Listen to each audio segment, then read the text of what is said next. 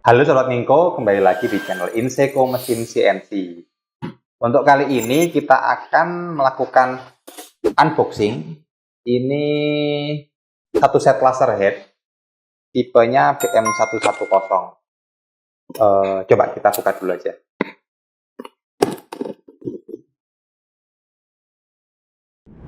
Nah, ini lebih besar ya daripada yang tipe DT240S kemarin. Ini sudah satu set, jadi udah ada kabelnya. Kabelnya ada dua. Ada ini servo drivernya. Kabel sinyal juga sudah ada. Sama ini. Ya, ini laser headnya tipe BM110.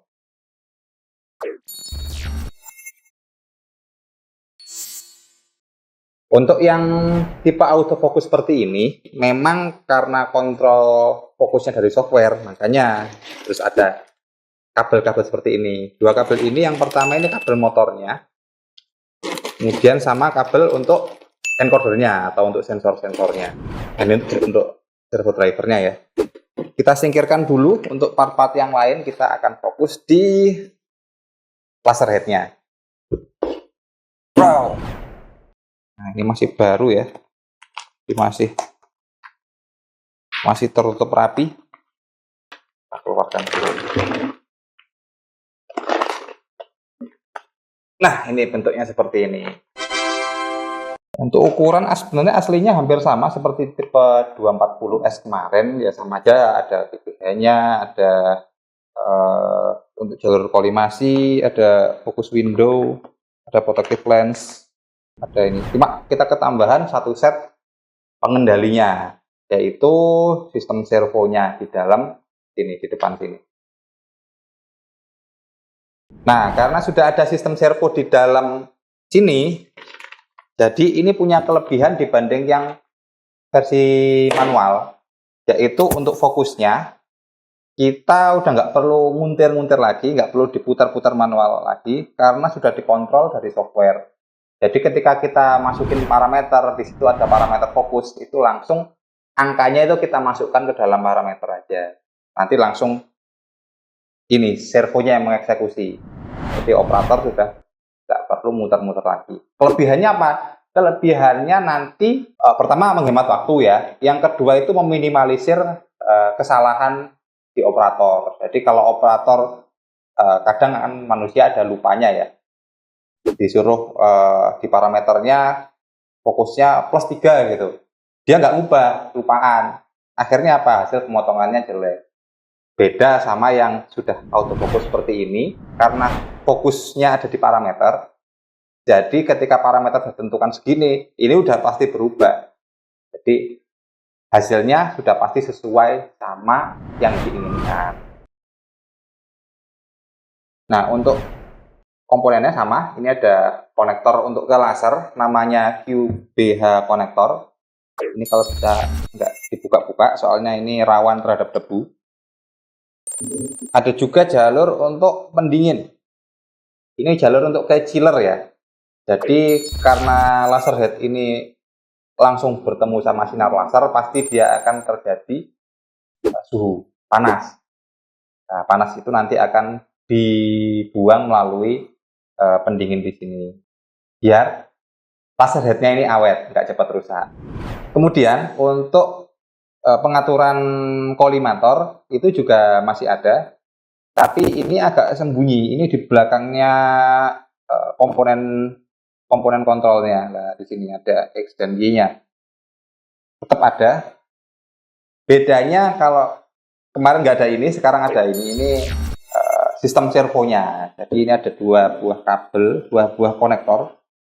Konektor yang pertama ini untuk jalur motor, jalur yang dari controller ke sini, namanya jalur motornya. Yang ini untuk jalur sensor atau encodernya. Jadi untuk mengetahui posisi ini, sinyalnya dikembalikan. Jadi ini closed loop ya. Ada sinyal masuk, kemudian dikoreksi, ada sinyal yang keluar juga.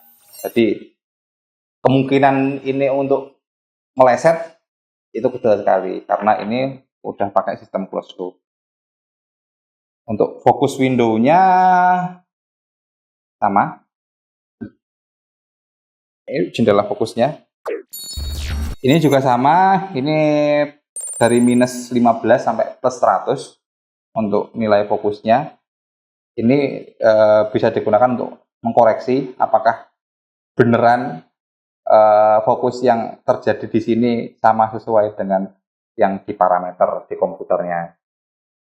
Terus nah ini, seandainya sistem kontrolnya rusak bagaimana? Jangan khawatir, di sini ada lubang rahasia. Nah, kalau seandainya ini rusak ya, sebenarnya ini masih bisa dikontrol manual. Jadi ini fungsinya pengganti roda fokus yang di manual. Jadi nanti pakai obeng gitu, ini bisa untuk memutar fokusnya. Jadi ini dilepas, kemudian diputar pakai obeng. Jadi seandainya ininya mati, kabelnya putus, apa drivernya rusak gitu, ini masih tetap bisa dipakai untuk motong. Jadi sudah keandalannya udah terjamin lah. Kemudian di sebelah kiri, ini ada baut 4. Nah ini tempat apa namanya, bracketnya ya, dudukannya untuk head control. Kalau dulu dipakai FS-Card itu namanya BC status. Kalau di Raytool juga ada. Itu head controlnya. Preamp-nya nanti ditempelkan di sini. Nanti ada kabel kecil, kabel RF yang masuk ke sini. Ya, ini fungsinya untuk apa? Untuk membaca ketinggian head dari permukaan benda kerja. Nah, yang ini tetap ada. Ini lensa protektif tetap ada, sama kayak tipe yang sebelumnya. Ini ukurannya juga sama, jadi bisa saling tukar.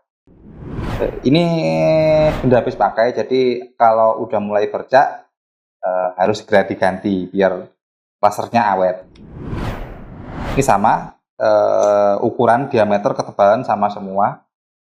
Kemudian ada lagi ini, kita balik. Ini ada nozzle, ada keramik. Ini juga sama seperti tipe sebelumnya, ini bisa dilepas juga. Ini tipe 1,5 double, 1,5 diameternya 1,5 mm, tipenya double layer. Ini yang bawaannya ya, bawaan langsung dari pabriknya, tipenya seperti ini.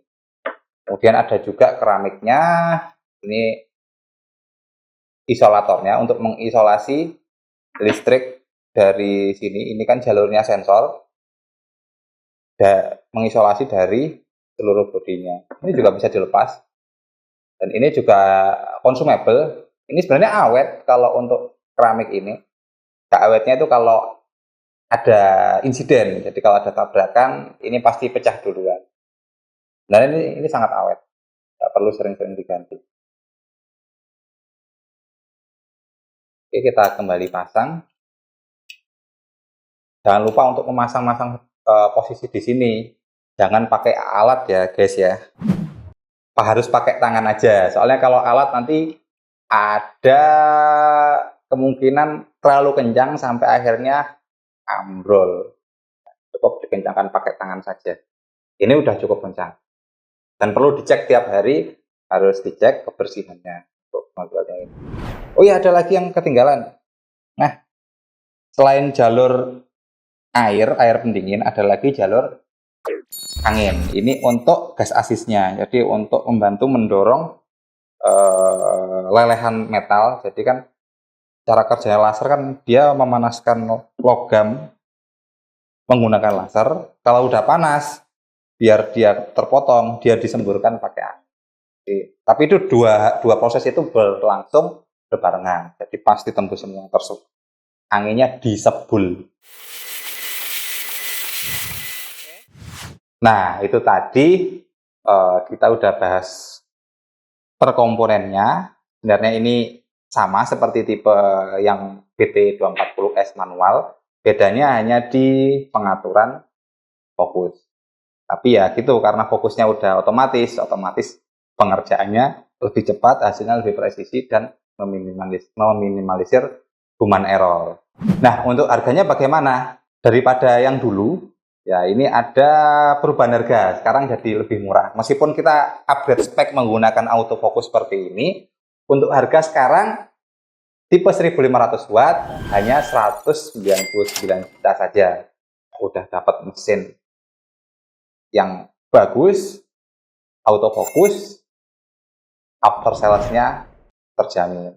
Nah, kalau untuk pemesanan nanti bisa hubungi nomor marketing di bawah sini.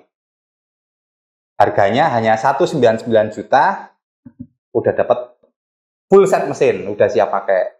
Ya udah dapat ini juga. Kalau ini kita nggak jual eceran ya, kita jualnya satu full set mesin. Nah, itu tadi sedikit review tentang Laserhead autofocus tipe BM110 ini. Kalau ada pertanyaan langsung bisa tulis di kolom komentar. Jangan lupa like, subscribe di channel Insay Kombes CNC. See you.